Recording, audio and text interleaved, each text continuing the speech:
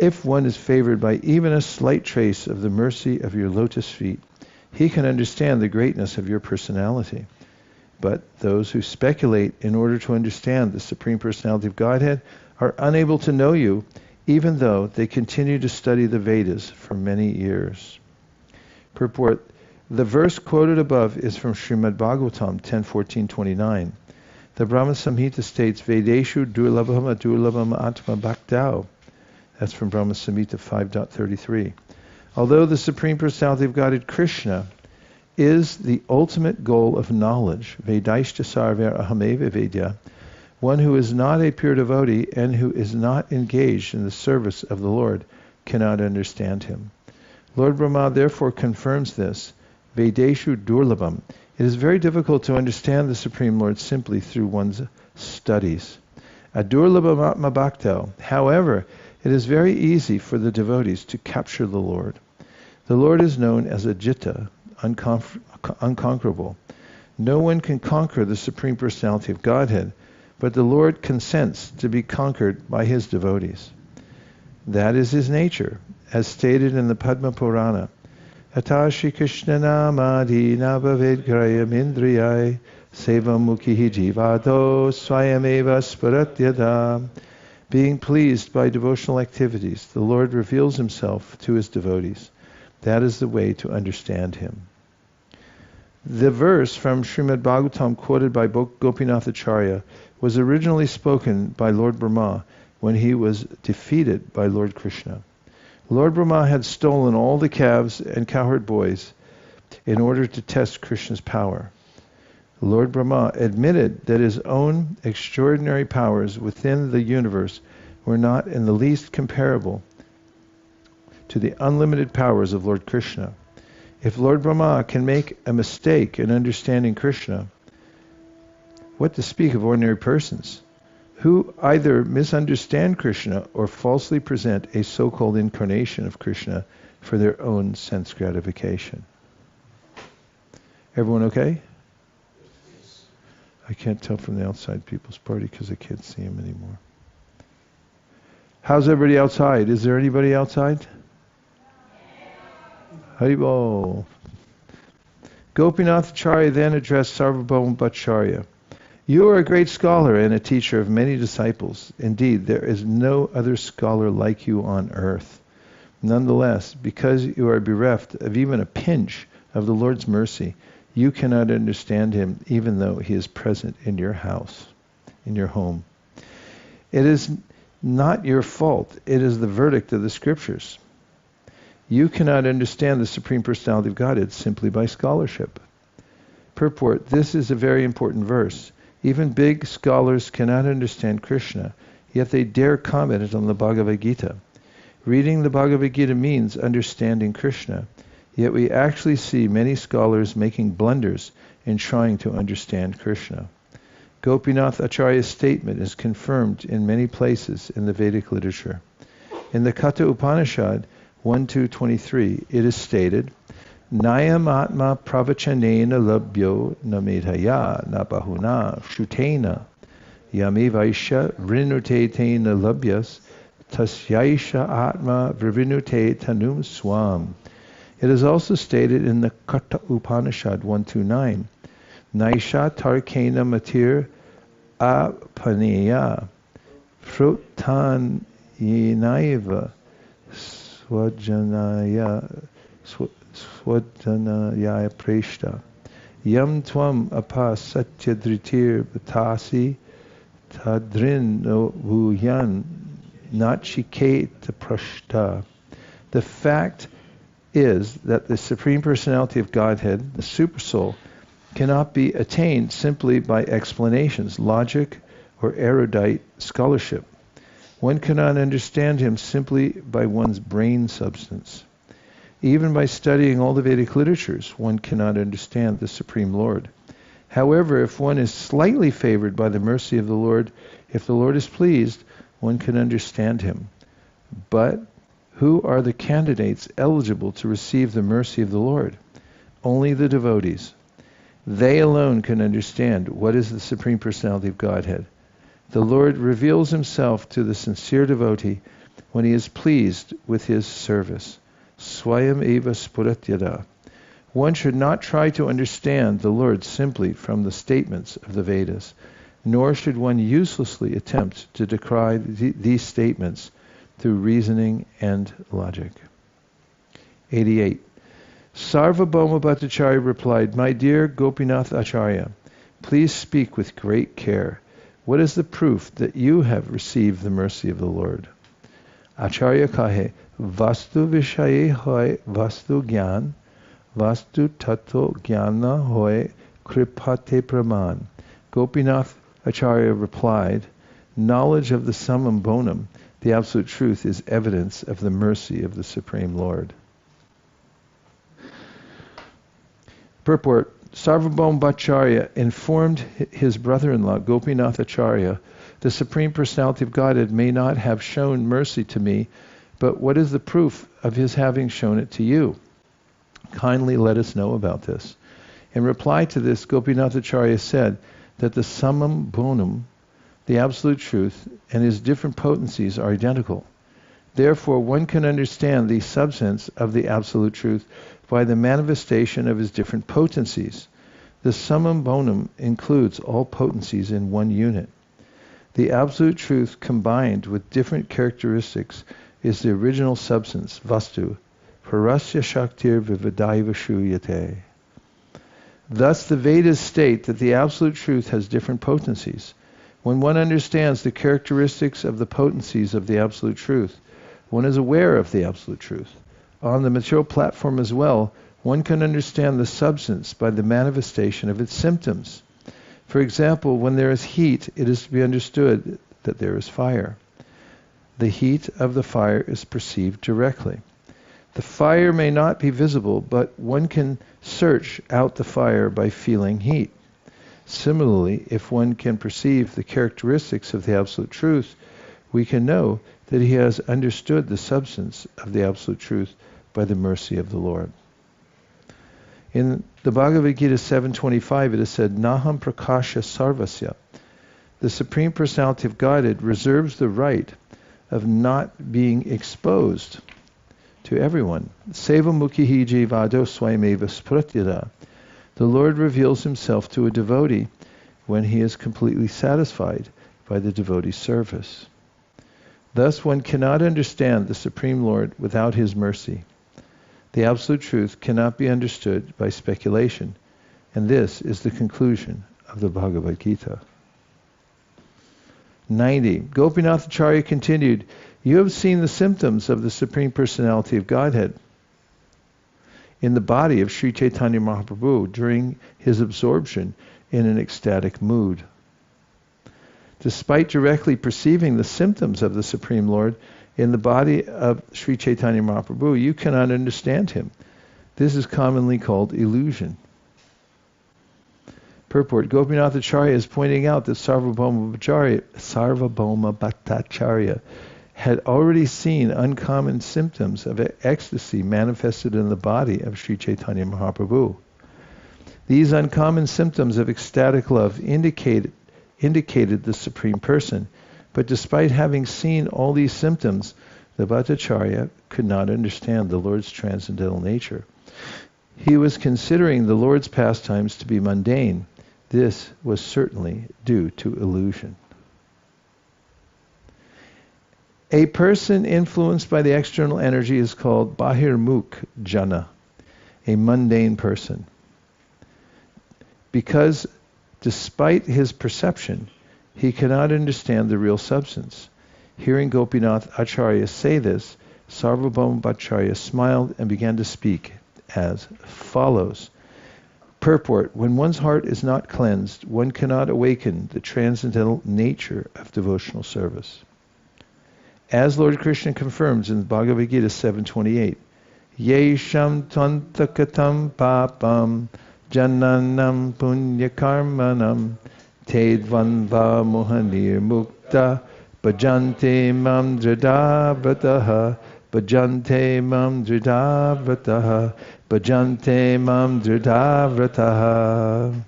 Persons who have acted piously in previous lives and in this life and whose sinful actions are completely eradicated, are freed from the dualities of delusion, and they engage themselves in my service with determination.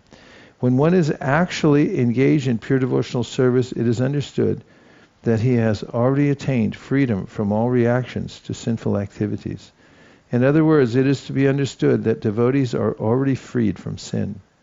A sinful person, a miscreant, duskriti, cannot engage in devotional service, nor can one engage in devotional service simply on the basis of scholarly speculation. One has to wait for the mercy of the Lord in order to render pure devotional service. Now we'll take a few reflections or questions. But I can't see the outside people's party, so you'll just have to speak up.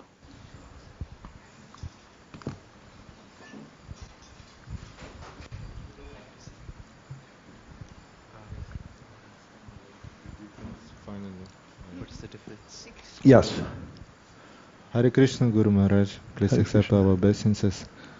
I would just like you to kindly, could you explain what is the difference between scholarly approach to the Shastra, like Bhagavad Gita even, and between being engaged in devotional service by reading and studying Bhagavad Gita? Because Sure. there are many people, even on the street we met the Muslim man who know all 700 verses of the Bhagavad Gita, and his favorite chapter, 12th chapter of Bhakti Yoga, and but somehow or another his approach is different.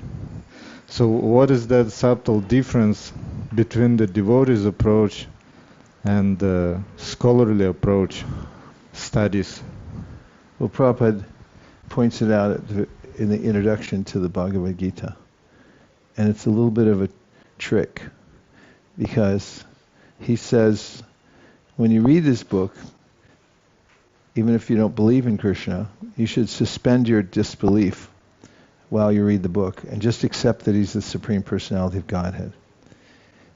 And the scholarly approach is that the scholarly approach is sans Krishna. There's no Krishna involved. It's just literature.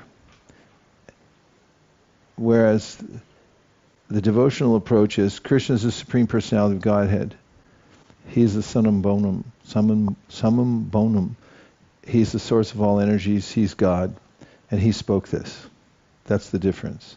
So someone may teach a survey course in the university on the Bhagavad Gita, and they'll just talk about it in terms of literature and how it fits into the history of world literature.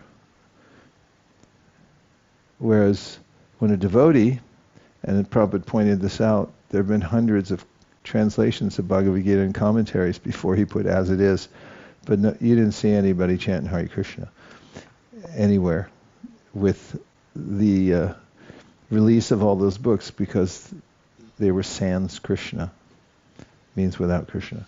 So that's the difference. Do you have a follow-up question? Yoga means plus Krishna. Hare Krishna. Well, what then if the devotee approaches the Bhagavad Gita and still does not seemingly approach the pure devotional service?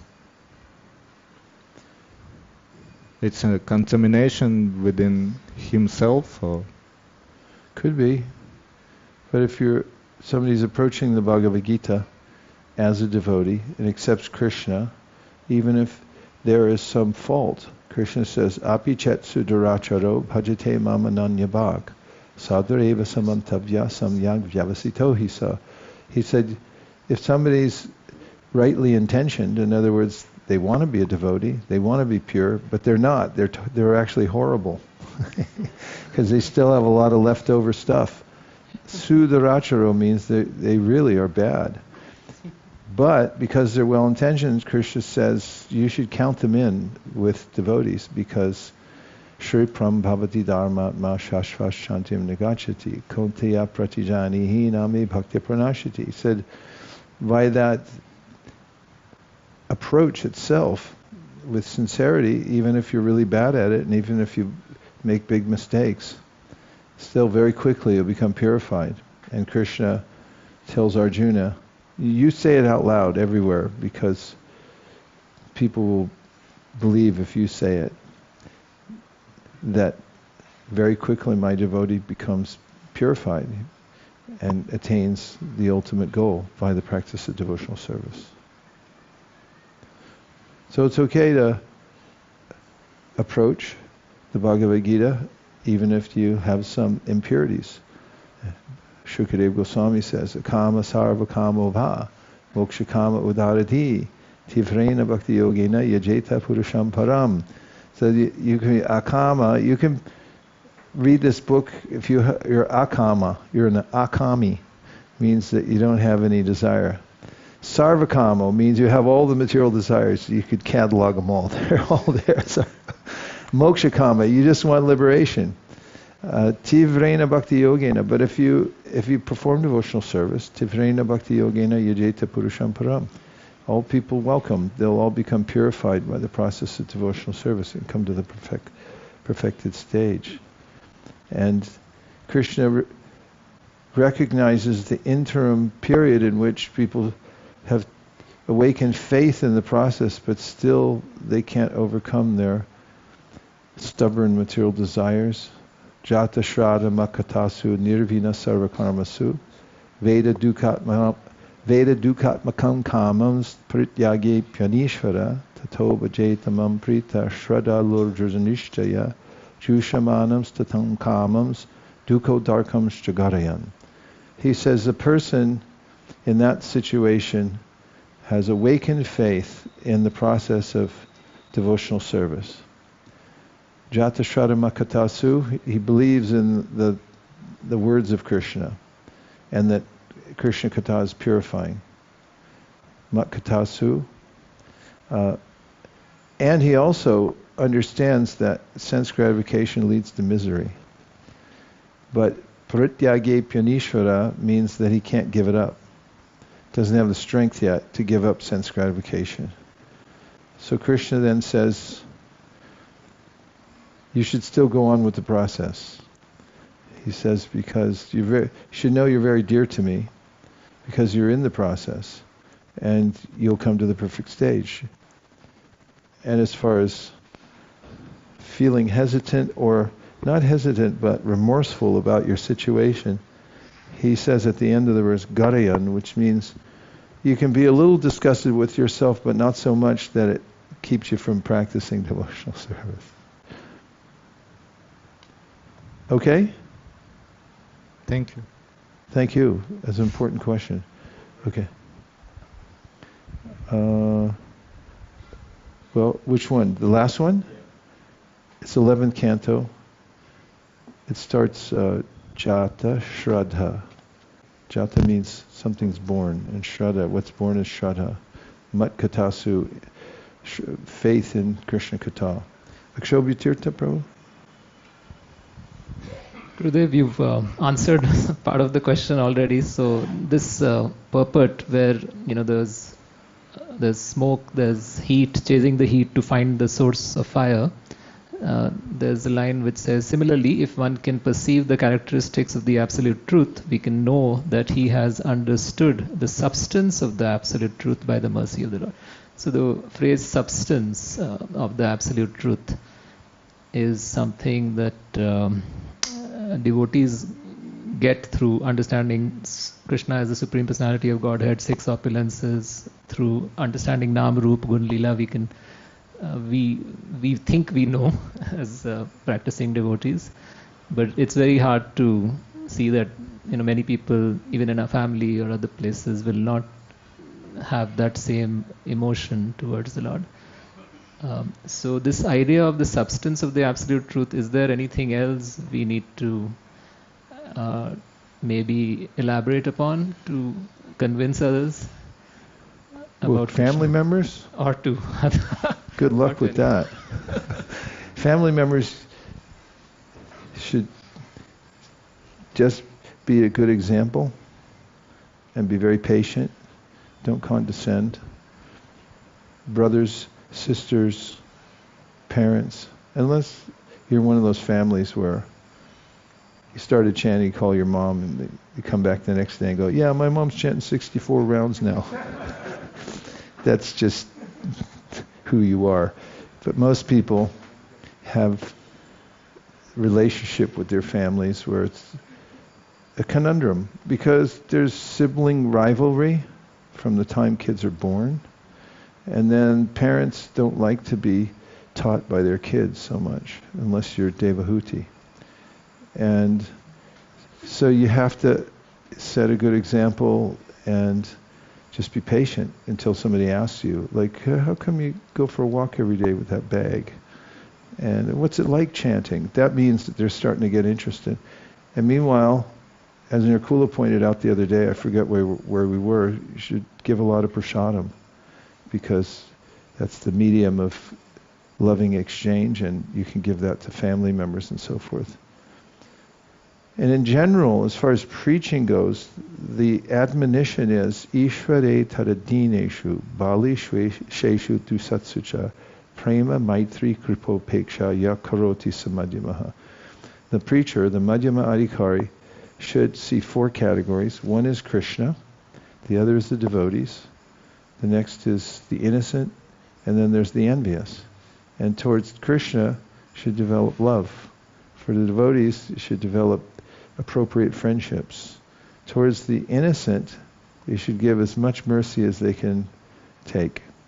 And for the envious, the people who are adverse to Krishna consciousness, you should be a upeksha, indifferent. Just let them go. But Jiva Goswami gives a caveat to that. You'll see it in that purport to that verse, that he says, even though we let them go, because by trying to teach them something they don't want to hear, they become more agitated and make more offenses, and it takes them longer to become Krishna conscious. He said, even when as you are indifferent to them, or you avoid them, you should pray for them. The devotee can pray for them. Okay? Outside People's Party, how is it out there? Guru Maharaj, may I? Oh. Yes, please. May I ask a question? So in this verse, Sevon Mukhehi Jihvado, when it says that the Lord reveals himself to a devotee when he is completely satisfied by the devotee's service, what does it mean that the Lord reveals himself to the devotee? And what does it mean to be completely satisfied by the devotee's service? Because to me it seems that devotional service is a progressive, it happens in progressive stages. So does this refer to a culmination of the devotee's devotional service to the Lord, or does that revelation also happen in stages? Well, Krishna is easy to please. Neha bikramanashosti pratyavayo navidyate swalpam apyasya dharmasya trayate mahato bayat. He says it himself in the Bhagavad Gita that if you just do a little something, then you'll be spared blowing the human form of life completely and then regretting it for the next however long it takes to get another chance. And we can see from the Bhagavatam 6th canto, Ajamil was in a tough situation because he had lost control of his senses. But just by saying Narayan, Krishna gave him all shelter. And the Bhagavatam begins with Apana samsrutim gauranya nama vibhashogranan tata sadyo vimucheta yabhibheti swayam bhayam. Something Bhaktivinoda Thakur quotes in the Bhajana Rahasya about how merciful Krishna is in the form of his name. That even if you one time say Krishna, he's personally present there for you. And then it says, the Shastra says, 11th canto, 2nd chapter, 55th verse, Vishrijate hridayam na yasya sakshad darir avisha abhihito pyagoganasha pranaya rasanaya druchangri padma sababati bhavatata pradana ukta. Which means that if somebody unintentionally says Hare Krishna, Krishna is inclined to take away mountains of sinful reactions from that devotee. What to speak of somebody who is determined to become Krishna conscious and is chanting Hare Krishna? That person comes to the point of tying Krishna up with ropes of love so he can't get away. And it's the opinion of Bhaktivinoda Thakur, who writes in the Harinam Chintamani, that if somebody's chanting determinedly and trying to avoid offenses, that they'll definitely come to the point of perfection in chanting. And what it's like to receive Krishna's mercy is, I heard a class by Bhakti Caitanya Maharaj in Mayapur. We lost the Outside People's Party. It went to a screensaver. All I can see is the hills of California. And he gave this talk about how he does the morning program. He said, I follow the whole morning program and I chant my 16 rounds. And he said, and I started to notice when I do that, I feel better. And I was thinking, I was sitting in the class and that's it? You didn't roll on the ground? No tears came from your eyes? And then I thought about it more. The way he made it was understated. He was understated. And I thought, yeah, it's impossible to feel better in this world. You can't do it. There's no way you can feel better in this world. Whatever means you take, Prahlad Maharaj says, what is that? Ashawadi Dukam. The means for curing the disease, Dukaushadam tadapi dukam itad dhyaham. He says, you try to get free from distress and feel better, and it makes you worse. So he said, it's impossible to feel better. And then I was thinking, that was a profound statement. Chant Hare Krishna and you feel better. Why? It's Krishna's mercy. And if you do a little deity worship, and you're sitting there and you have a revelation that, wow, I don't want to be anywhere else. I'd rather be right here tending to Krishna's beautiful form, and he's smiling at me, and I'm just offering a flower, and I'm going to bring in some boga to offer. And if in that moment you feel, wow, this is nice, that's Krishna's mercy. And if you're sitting chanting your japa and you start thinking, I don't want to go anywhere else. I just want to be right here, right where Krishna's name is floating around. And that's Krishna's mercy. We can feel Krishna